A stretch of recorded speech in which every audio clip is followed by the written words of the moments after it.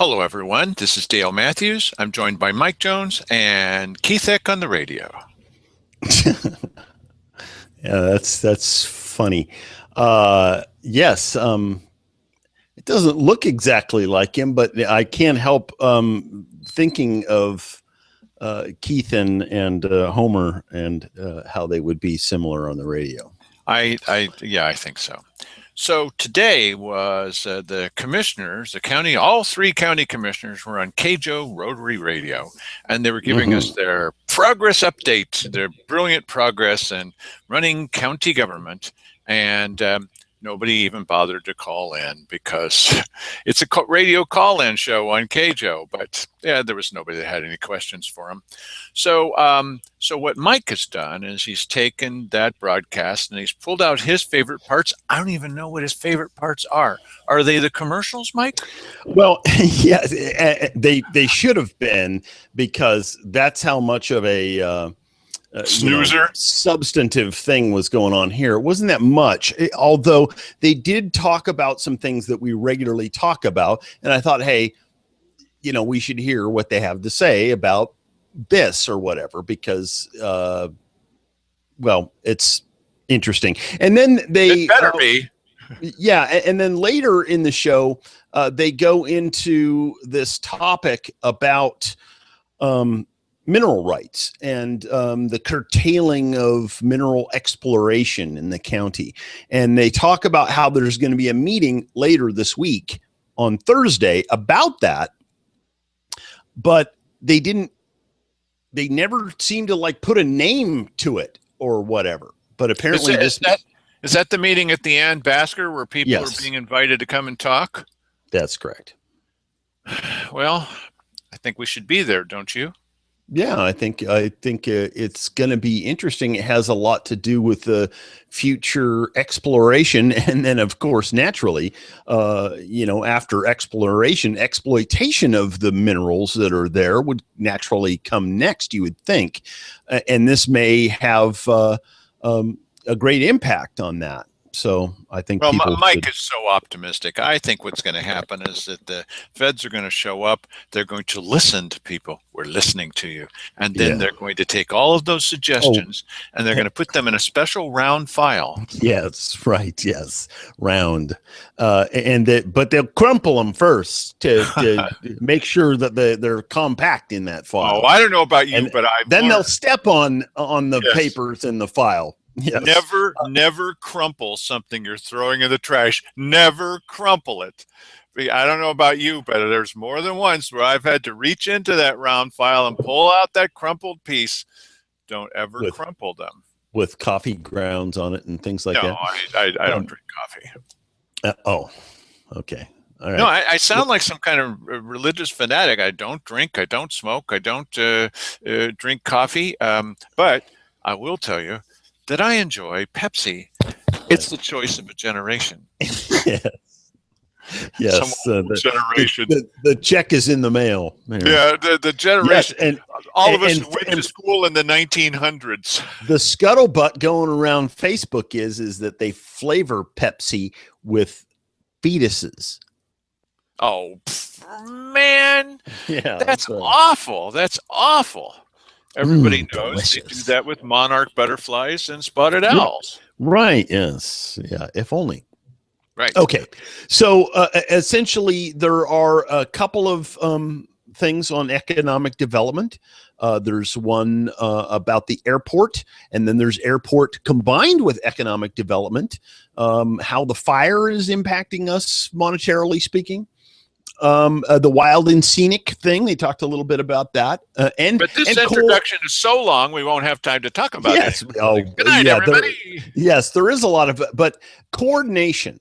Okay, they talked about coordination, and you know who you are out there who have this bugaboo about coordination, and you missed your opportunity today. You could have called in and pontificated to the commissioners about coordination, but you missed it. We have a fan of the show who says that nobody's ever getting anything right about the difference between cooperation and coordination. They're even spelled differently, in case you didn't know that. And that if people would just give him an opportunity to spend half an hour, 3 hours, he would explain to them at length the origin of the words and what they really mean. And, you know, I do know that we participate. Sure, we do. We do go to these meetings. We can at least tell you what the commissioners are saying. And if you've got just a store of information, if they don't pass any of that on to the federal government, it's really not doing us all a lot of good. And you could share that with them. And your opportunity was today. I'm so sorry you missed it. Well, next topic. Okay. So anyway, here, let's just start out with these. And this, I believe, is hang on a second here. The first one is about economic development. Where's the button? Oh my gosh, where is it? So where do we stand in terms of economic development? I think we're probably talking about the industrial park, the Illinois Valley Airport. Where do we stand here with those situations? Are we advancing? Yes, there's a lot of activity going on. With the North Valley Industrial Park, I showed an individual this past week some of the properties out there that may be interested. Also showed him some of the other industrial lands in Merlin. Okay. Let me just pause for a second. Already? To say she showed somebody something. So that's economic development. That's a lot of progress, Mike. Now on the march. Listen, if I have an empty unit and I show it prospective tenant, that's not economic development. Not until they give me some money. That's a lot of progress. Now, come on, give her propers. All right.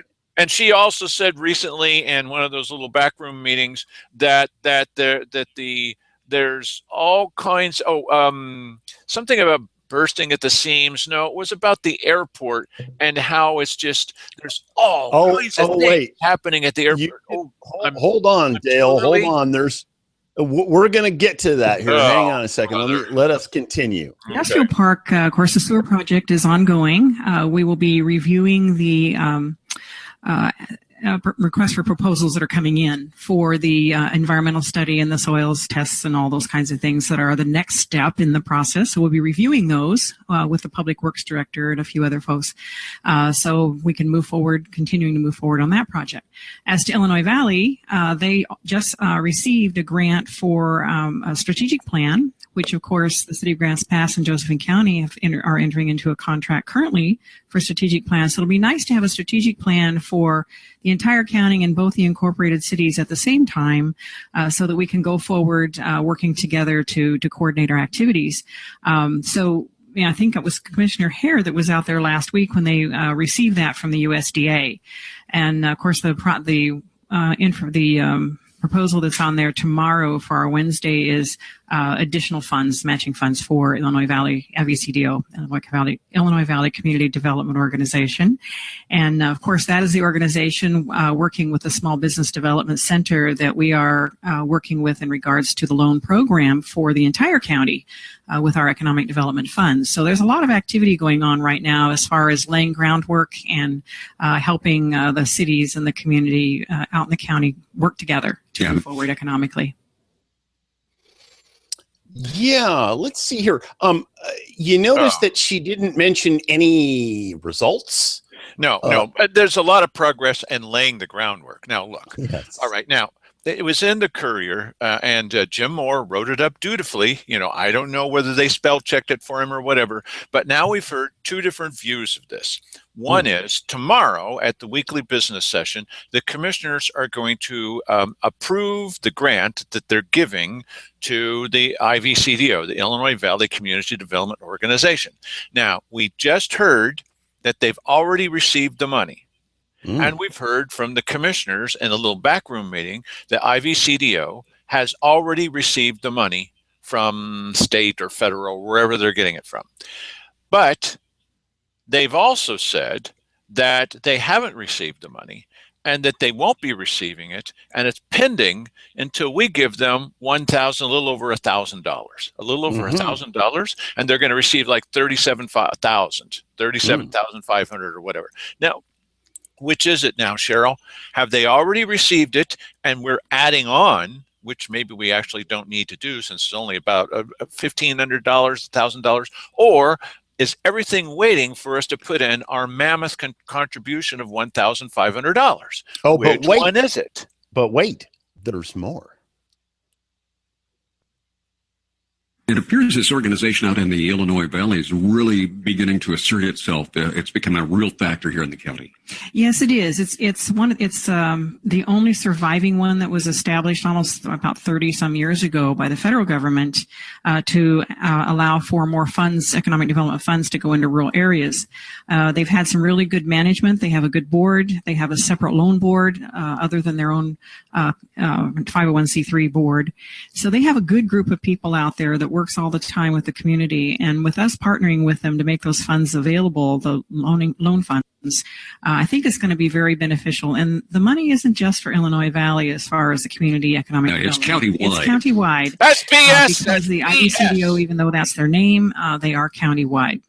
And I think they've done a really great job, and they are asserting themselves. I think they have a good board, and they're very, very dedicated to the community and very ambitious. Yeah. All right. Now, And this is not a big lie. It's a medium-sized lie. Well, she said they're there for 30 years. What have they done? Look, the other thing is, and even Simon Hare pointed this out, even Simon pointed it out. The only reason that she can say or claim that IVCDO isn't just IV anymore, it's not just for men anymore, it's also for women. No. The only reason that she says that is IVCDO purposely went out to a company, I don't know, a burger company or a coffee company or something that's in Grants Pass, gave them a small grant or a loan or whatever.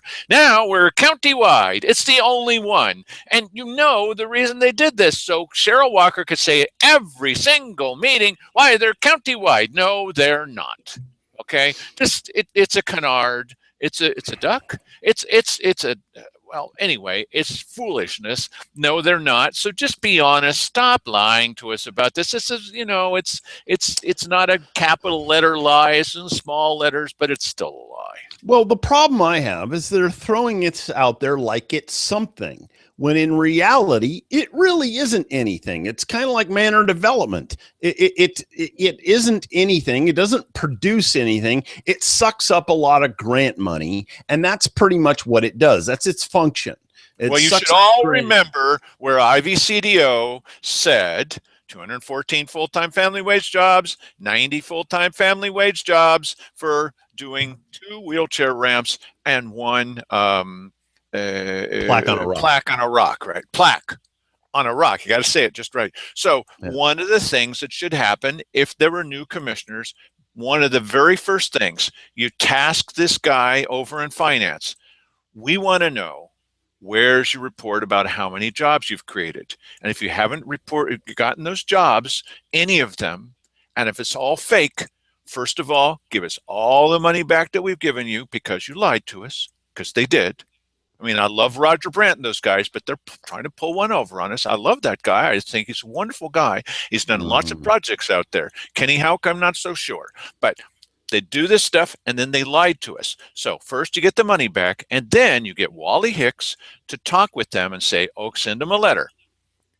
Have you deceived us? And if you have, we're going to sue the pants off of you. You know what? Listen, the whole thing's a deception. All of them are a deception. Every one of these economic development agencies in one form or another are a scam operation. They do not produce results. They're there for the purpose of sucking up government money and spitting a little bit of it on through a little teeny straw out into the community. That is what they do.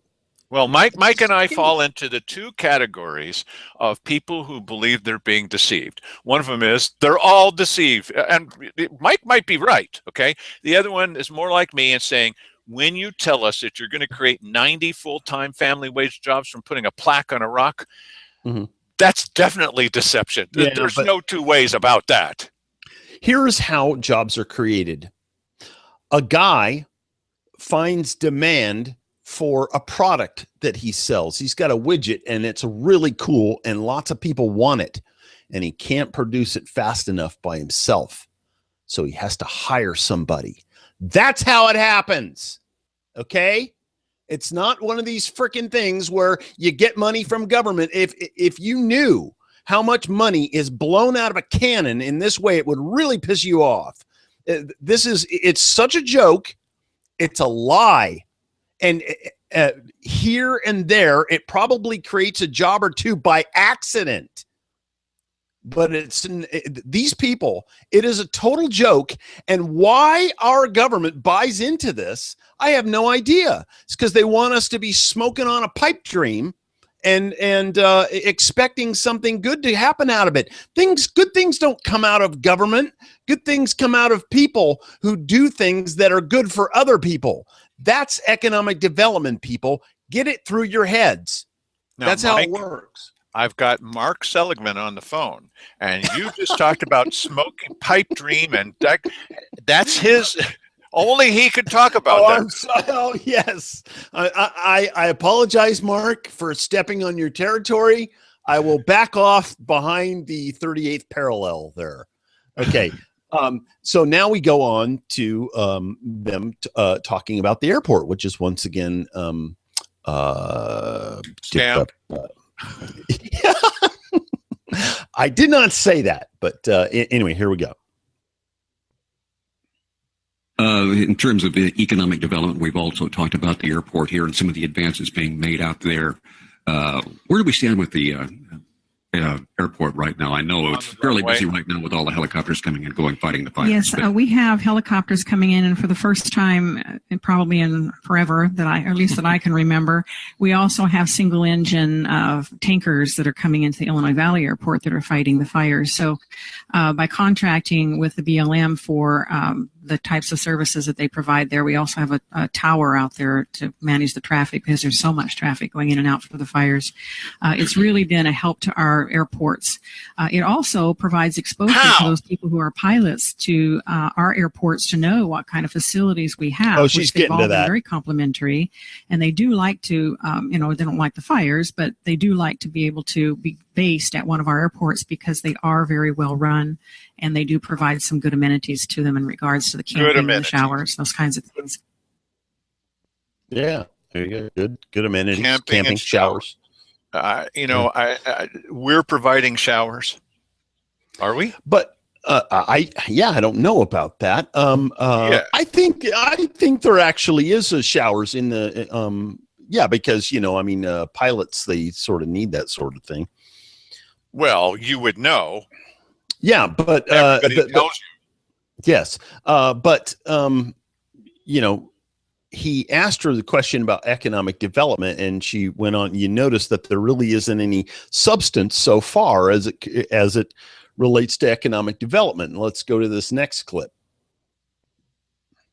But as to the economic development, the smoke jumpers have worked very hard out of the Illinois Valley Airport to restore those buildings. And the Illinois Valley, the Smoke Jumper Museum is very popular. A lot of tourists will stop there. There's a sign out of the road and come in, and they're very impressed with what has been done out there as far as a tourist attraction because it's very historic. It's one of a kind, and so it's a very good boost to that area. The Merlin Airport, which the airport days are coming up the first weekend in September, and there will be static displays. There'll be some aircraft doing some shows and all kinds of things to look at, food to eat, and pilots to visit with. So I'd encourage everybody to come out to the Merlin airport located in Merlin, the Josephine County Airport, and get to know some of the pilots and see what services are available out there. We are going to be having the new system put in regards to the ceiling, because right now the ceiling is so high for aircraft because we don't have the proper AWAS system. So we're going to be getting that in hopefully by this fall, and because we have a grant for that. And we're also still working on the access to the parallel runways. So that's a grant that is kind of on hold a little bit. It's been awarded, but it's on hold until 2017, I believe. But that's not stopping us. We're continuing to move forward with try to get other grants and develop the airport. Okay. So she was talking about economic development, and then she started talking about the smoke jumpers, which of course she had nothing to do with. No, that was developed by Roger Brandt and some of those guys out there in the Ivy, in spite of the county. I mean, they encountered so much flack from that previous airports director. That was the guy that was telling one story in one place and another story in the other place, and they eventually showed that guy the door. It's a wonderful thing. Now, it's great that that smoke jumper museum is there. God bless them. They've done a wonderful job. The idea that they're attracting all kinds of visitors, lots and lots of visitors, that's a little overblown. It's a very nice thing. But lots of different visitors that are coming by just for the smoke jumper museum? Yeah, no, not really. It's a wonderful thing, but so you notice that. See, if there was some big deal happening in economic development, you could whip that right out and go, hey, you know, this has been a real boon, and let me tell you all about it. Blah, blah, blah, blah, blah. But there isn't any of that. They're talking about the smoke jumper museum. It was a finished product a long time ago. Yes. And you know, as you said, it gets, you know, moderate. It's a nice thing. It's a small attraction. Now, if you were driving down the highway and you saw something like Taylor Sausages, biggest smoked sausages in Southern Oregon, well, if you were hungry, you might pull over. Instead, you see Smoke Jumper Museum. What do you think, kids? Yes, yes. Yeah, no, that's slides, maybe. No, yes, that's one of the things that your father has to drag you to, kicking and screaming, and then you appreciate it later. I think it's interesting, and I've been there several times, and there's pictures on the wall from 50 years ago. Woohoo! It's very nice. I'm an aviation fan, and Mike, you know, has taken showers at airports, but the point here is, though, is that this economic development? Probably not really. You know, so we still haven't gotten to economic development, and so the next clip. Oh, wait, just 1 second. There was something else that she said about let's see, the airport days. Airport days, static displays. I guess they're going to have a radio sitting there tuned off station. And we've been there, and despite the claim that there were thousands of people, it was very nice, but there weren't thousands of people. You don't need to exaggerate. Just say, you know, there were people, there were airplanes. That's nice, but thousands, no. It's all kind of an exaggeration. It's not a really big deal. This isn't going to set the world on fire. Oh, the smoking gun, but just don't even do little lies, please. Is it really necessary? They just can't help themselves. They just have to do lies. They just got to lie. It may well be that they hand the guy a sheet of points to hit, and these are things that I'm going to have something to say about. And they kind of remind me of the matters from commissioners at the end of the weekly business session, where they say, don't forget to go out and go to the fair and you know, maybe hit the smoke jumper museum or something like that. But the question was economic development. Yes, it was. Economic development, as we were talking about a couple of minutes ago, is something very specific. It's where you set conditions under which economics can take place. And that's it's not the smoke jumper museum. No, it is. Well, all right. I'm going to introduce a theory it's only for fun. It's just made up. Well, you know, of course, I did that with the thing about the less money you spend on law enforcement, the better the crime statistics get, and it's now turning out that it may be true. But here's why is it that it's so necessary to have a separate hangar that's apart from everything else? It's all private. It's like fenced off. It's like, you know, barbed wire with electrical, you know. Why is that necessary? Just for fun, for our conspiracy theorist friends. Well, you think, who is it that wants to have that? Well, one of the places that wants to have it is the people that do so much flying all over the place, which is Dutch Brothers Coffee. Yeah, they're flying all over the place. Now, and why do they need a private hangar that's away from everybody else and away from public view and all the rest of this? Well, where did Dutch Brothers fly? Do they ever go to South America? Well, maybe they do. I mean, where do they grow coffee? Don't they grow coffee in South America? Oh, no. Now let's think about that. So they fly in from South America, to a private hangar. Wow. Aha. Jeez. Perhaps that's where Walter White ended up. Yeah. Now you're going to need to explain to him who Yes. that is. Oh, well, okay. If you were born on the moon and you don't know, what was the name of that show? I can't even remember the name of that show. Oh, Breaking Bad. Anyway,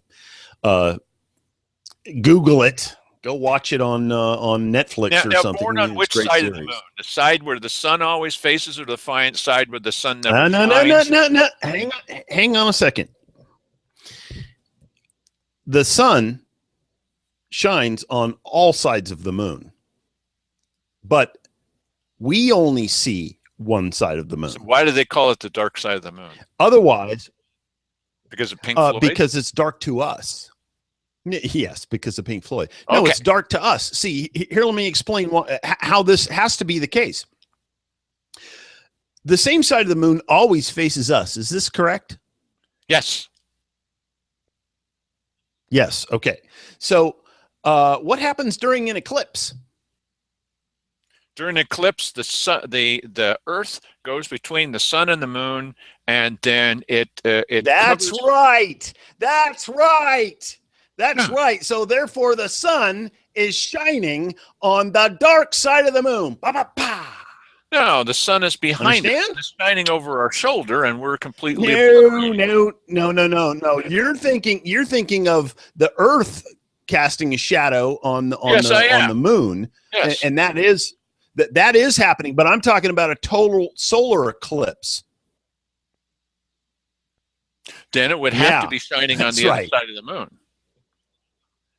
That's correct. Okay. Yeah, I'm glad we solved that problem. All right. Now on to let's see what's in this next clip. This has to do with what kind of radio? This has to do with money on a clip. Well, I have a little thing here telling me what's on it. Okay, here we go, for crying out loud. With the increased firefighting traffic at the airports, do we have a feel on what kind of a dollar impact that's having on our airports? I didn't see the actual contracts, but typically when they buy the fuel, so we get a certain, I can't remember if it's 20 cents a gallon or something on the fuel that is pumped out there. So they're buying a lot of their fuel from us. Lots of places they don't have access to fuel, so they bring in their own tanks, but we have it and we've been supplying it. Typically we have to fill those tanks up, once a week or twice a week perhaps, and we're filling them up like every other day. So we're selling a lot of fuel, which is revenue to the airport. Of course, we also have an agreement with BLM in regards to a small amount of lease funding for our rent funding for using the airport. I believe last year that was somewhere in the vicinity of $20,000. I don't know what it is this year. Okay, economic development. But I do have a small question. It's a very small one. We usually fill them up once or twice a week. Now we're filling them up every other day. Twice a week is every third day. Whatever. Yes. Okay. But listen, hey, there in the last clip, hidden in the last clip, is the perfect economic development plan. Oh, start more fires. All you have to do, start more fires. Now, so it's burning down our resources. And we'll sell more gasoline. It's burning down our resources, our county's resources, as well as federal resources. And they won't let us use them for anything else. So we just turn them into fires and then sell the gas to start the fires as well as to fight the fires. There you go. You know what? You need an answer, just come to me. I talked to Simon Hare in the hallway today along those same kind of lines, starting fires to using the gasoline to start a fire and to fight the fire. I said, but this was about spotted owls. And I said, why doesn't the county just pay wildlife images to raise barred owls and let them loose into the wild? Because barred owls kill spotted owls. Yeah. Sure. Yeah, that's a good plan if we ever thought that we were going to actually be cutting wood again. And it seems as though, and you'll hear this later in this thing, that they pretty well resigned themselves that that's pretty much over. And not over in the way that you think, well, oh, just the way that they used to, rape the land, and we'll still cut, but we'll just cut less than that. No, not really. No. Yeah, there's sadly that's so now the wild and scenic. Oh boy. Wild and scenic stuff, and there's some questions about this, and some back and forth discussion about the wild and scenic, the forest plan, and O&C litigation. All wait just a second. One soundbite. Oh, wait just a second. Okay. Now, why are they talking about Arizona? Wild and Phoenix? Wild and Phoenix? No. Oh, go ahead. Play the clip. All right. I'm under the impression that BLM just can't designate any designation for wild and scenic. It has to come from legislation out of Washington. That's what I thought, but this designation is within the resource management plan that is proposed to be adopted late spring of 2016. So the deadline to comment was August 21st, which the board did on several different matters, as well as endorsing the, I personally endorsed the O&C comments that were 37 pages long. They did specify one element on the wild and scenic recreational part of that, but moreover, that had to focus on the nonconformity with the O&C Act and its premise and minimum harvest levels and such. All right. Have we polled our legislative delegation in Washington on the reaction to this, or what they can do? Or? No, but I'm sure they're going to get polled. Congressman Walden has introduced legislation that would delay the funding for implementation of this resource management plan. There are a number of factors that weigh in on this and why people would be motivated to do so, but this isn't rocket science or a secret that there's litigation in the DC District Court that specifically names the existing resource management plan we're dealing under, the Northwest Forest Plan. If that litigation isn't settled before a new resource management plan is adopted, this litigation has to go back and start another 5-year process on what is even a worse, as far as timber outputs, plan. And so you'd have to wait a year for the implementation of this plan to see that it fails the minimum standards of the O&C Act, even though there's no way that it's going to achieve those via any one of the 4 alternatives. None of them satisfy those minimum harvest levels and requirements. So it would be a definite setback. We're interested in, for once and for all, this O&C issue, like it or hate it, it would be great if it was settled in the court of law.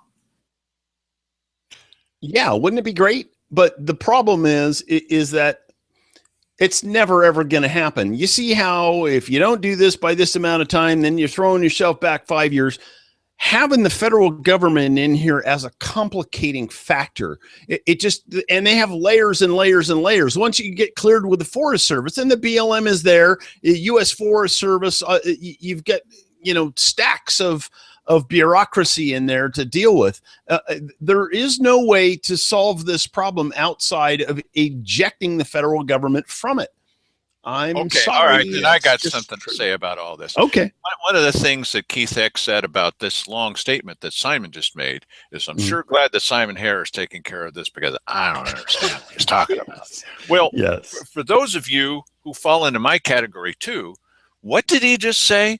Look, this is not a very positive show, as opposed to the way that we usually are. Okay, but look, Simon Hare, didn't he just say, well, it sounded like what he just said is, I also thought that it was the federal government that was doing this, that it was a legislative thing. And as it turns out, it's now actually some of it coming through BLM itself. And that is the opposite of what he said in the past. So, right. Then wait a second. Yes. I know where you're going. Here's our resident expert, and he doesn't know.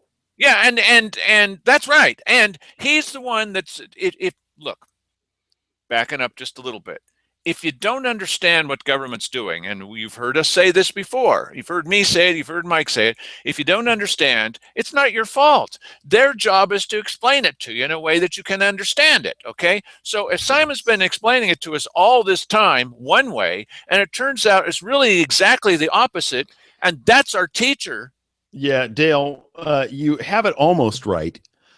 It is their job to explain it to us in a way that we cannot understand it.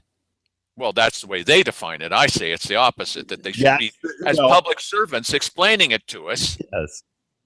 Yeah, see, you're talking about a perfect world situation. Oh, well, I'm talking about this is how this actually comes down. This is what ultimately happens, unfortunately. Oh, and now we move on to everybody's favorite topic, coordination.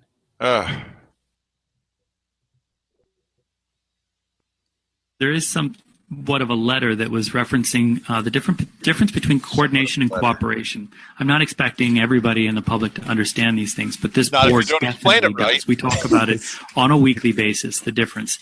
And into this whole process of developing a resource management plan led by the BLM, and the Forest Service is going to be going through their process as well. It's a 3.5-year process. Last time the Northwest Forest Plan was adopted, it was a 5+ year process. We had sent a letter several times. We sent an annual letter to all federal agencies requesting coordination, which is an element of government to government, working out the differences between our respective plans or proposals for plans. And the BLM has never done that. The Forest Service, we have been very happy, has done 3 of these meetings.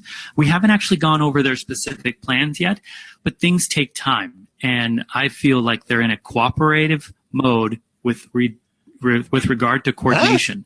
They're and cooperative? So the Forest Service has been really great.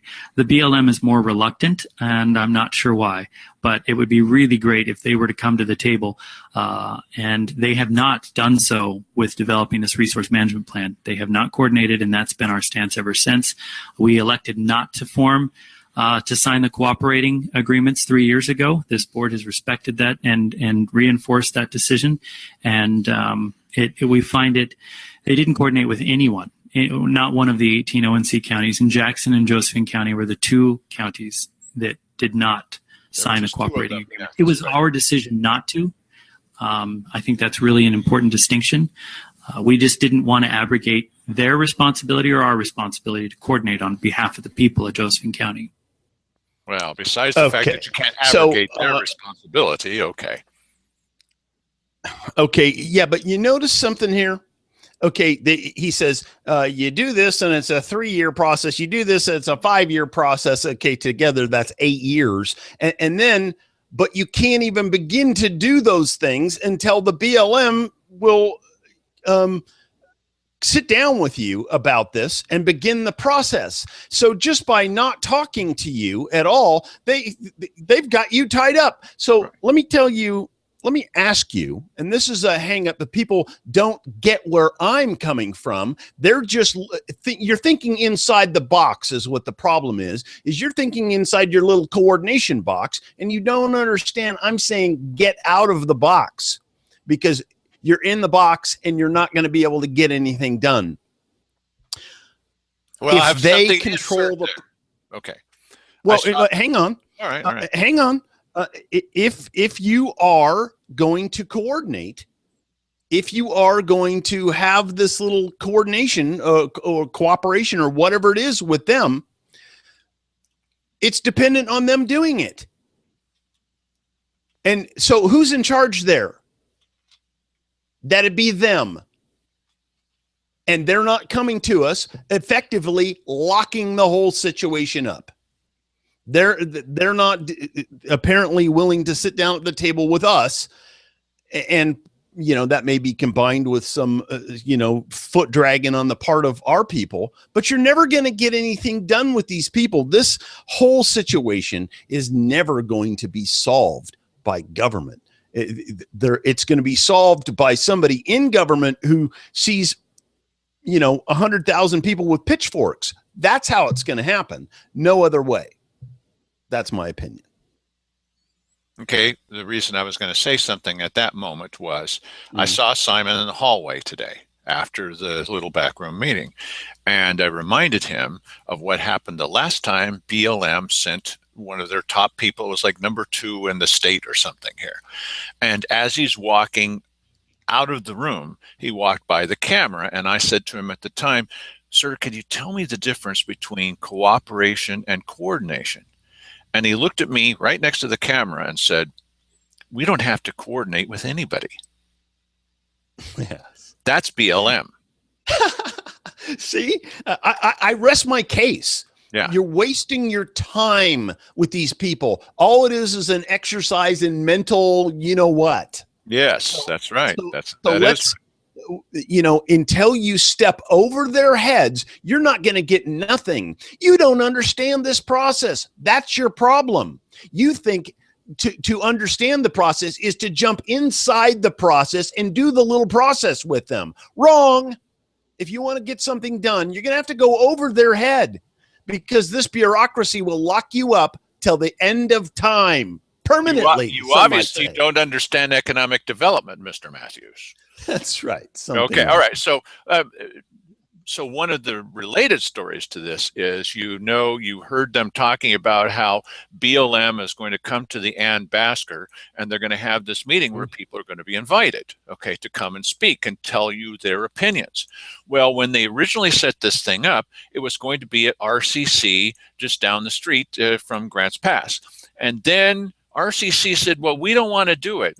Why wouldn't you want to do it? Well, RCC and BLM were concerned about security. Security? And so BLM and RCC decided this whole thing about us is going to need to be over in Jackson County. No, wait a minute. Why would it be over there? Now they brought it back, and it's going to be at the Ann Basker Auditorium. Right. And what were they concerned about again? Security. What? Yeah, because they thought that all kinds of crazy people that are interested in, they don't even understand economic development, they're interested in economic development, we're going to give an earful to BLM. That's still a possibility, buddy. But they were concerned about their own security. Listen, this is what you need to understand. Government hates your guts. They really do. They don't respect you. Yes, they do. They not me. Yes, you. No, I'm talking about everybody. They don't have the slightest bit of respect for you at all. They're working on their agenda, and you are a bother to them. You are a problem to them because you keep stepping up and saying, I don't want you taking my stuff, but we want to take your stuff. No, you can't. You're questioning government? Have you talked with Mark Goins, you people? He's explained to you what that means. Yes. You know what? Listen, Mark Goins should come and do the invocation before this meeting begins and tell everybody that, hey, listen, I understand that you're here and you think you have, a very important agenda, but don't be a Satanist. That's very good. Don't forget, Dennis Weber was there with him, along with the police chief and our sheriff. Yeah. There's a little more on coordination, and I know you want to hear it. Let me see if I just can't paraphrase this and get it to its simplest terms. Coordination means that you have some standing at the table and are an equal partner for the most part. Cooperation means basically you're doing what they say. And that's exactly how it came out. Yeah. There were things that the counties were at the table through the ONC Association for the entire duration. I'm not sure if they got a single thing they asked for. Now, stop. Whole time. Yes. Okay. Now, remember how we've been talking on Sundays about one of the places that we can get some of the resources we might need to kind of turn this county around and have it be more serving, I'm not saying it in proper English, but serving the public better. And where would we get any money to do such a thing? And I said, let's drop out of some of these organizations that aren't doing us any good and stop this travel, especially by Simon Hare, that's not doing us any good. What did he just say? Can you play that clip again? Let's hear what he just said. Yeah. Well, let me roll this back a little bit here. Okay. All right. For the entire duration. I'm not sure if they got a single thing they asked for the whole time. And so there you have it.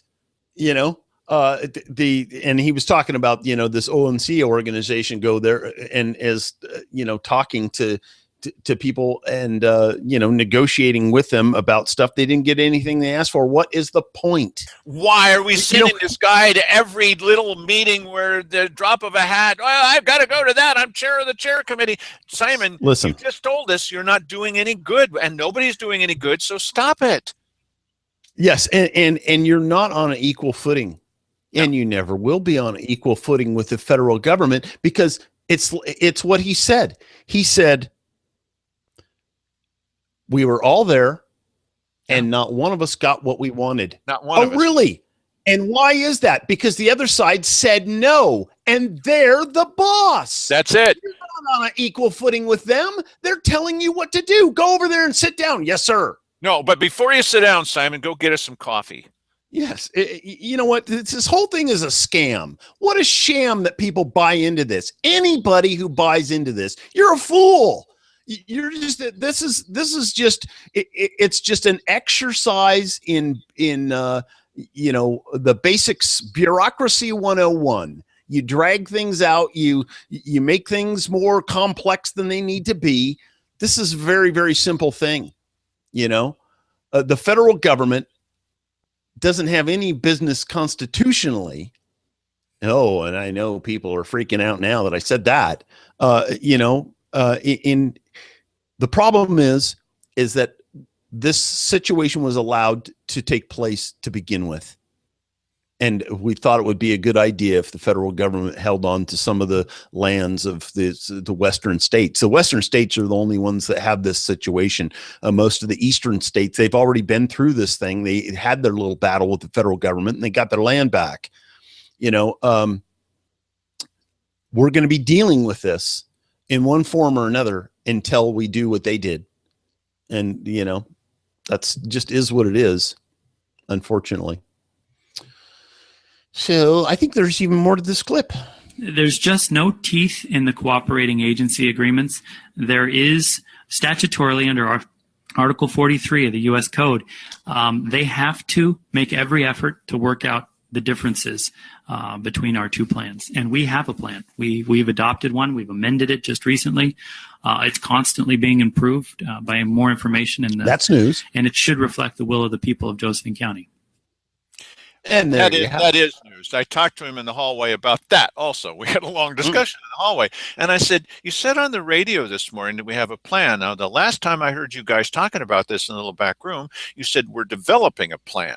Has the plan developed? Oh, yeah, the plan's developed. I said, Simon, when did that happen? Because you have said that we didn't have a plan, that it's never going to be done, It's never done.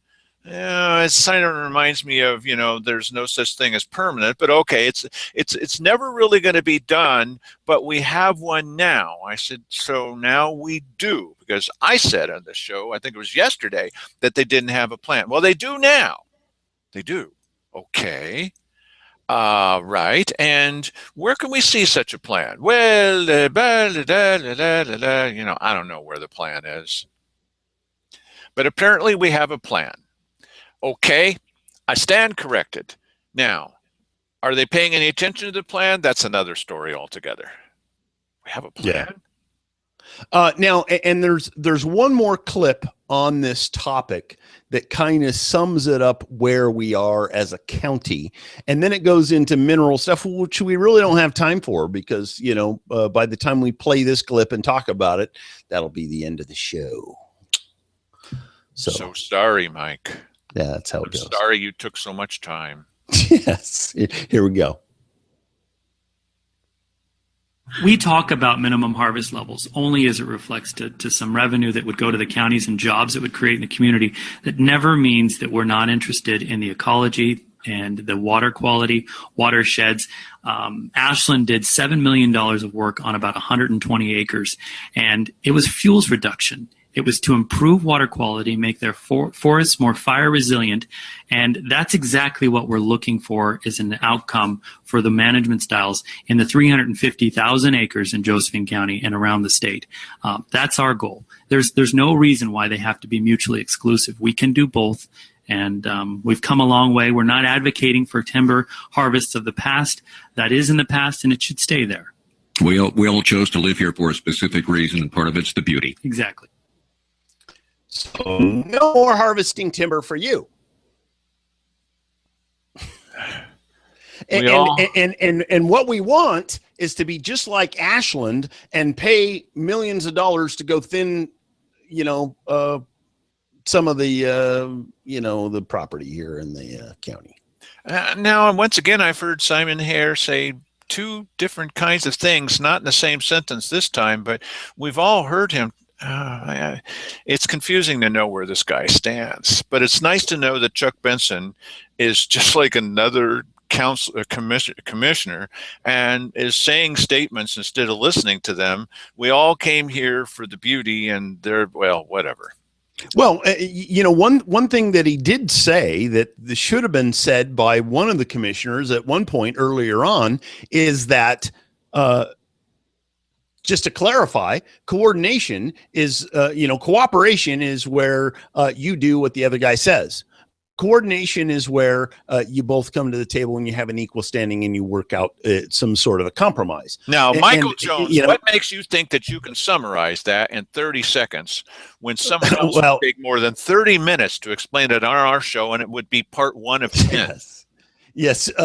Chuck Benson said it. Now, and listen, I get what's going on with this guy. He's a policy wonk, and he's read the thing, and he knows every word of it, and he knows you do this here and that there, and this here and that there, and you're missing my point. Yeah, you're missing my point entirely. And I get your point. You listen, your knowledge, your wonkiness about this has a place somewhere. He means Simon Hare's wonkiness, not mine.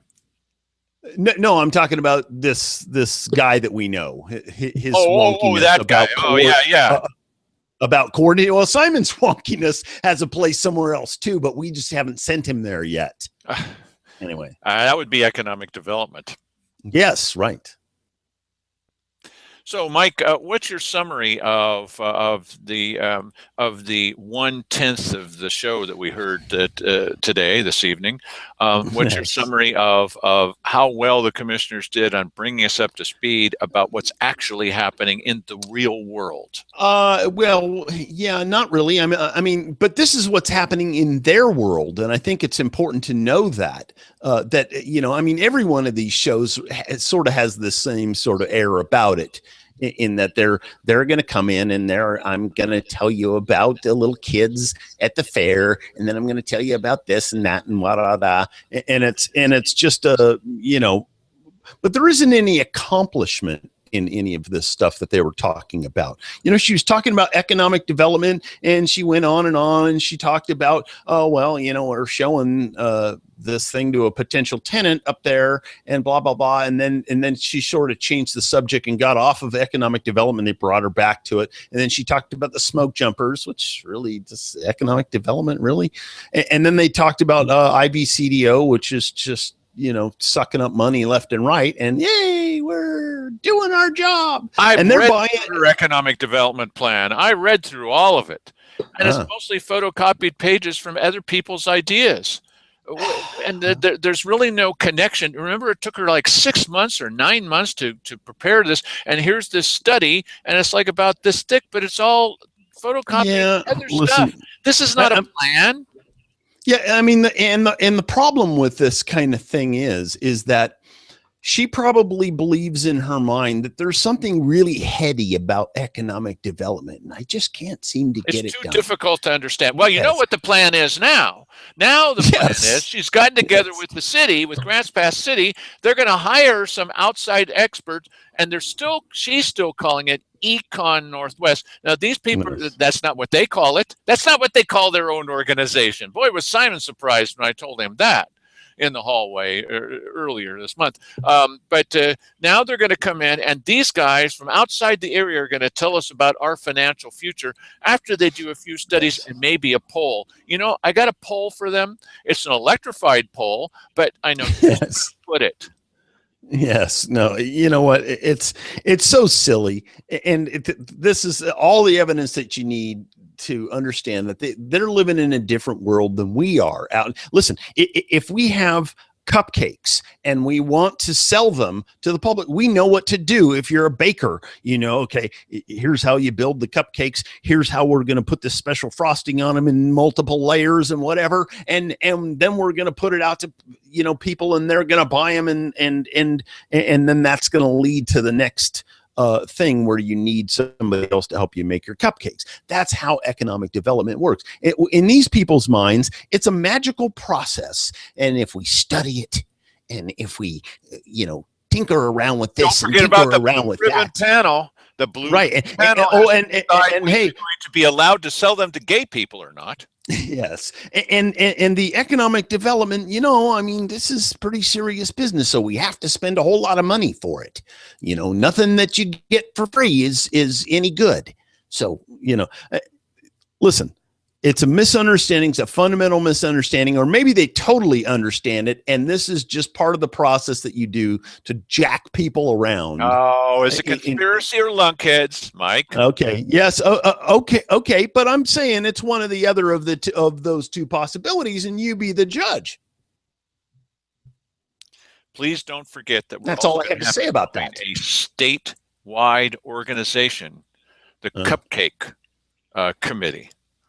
And we're going to have to hold meetings in Washington, D.C. and in Salem to decide the best policy in order to sell cupcakes and then how to tax them specially. Yes, of course.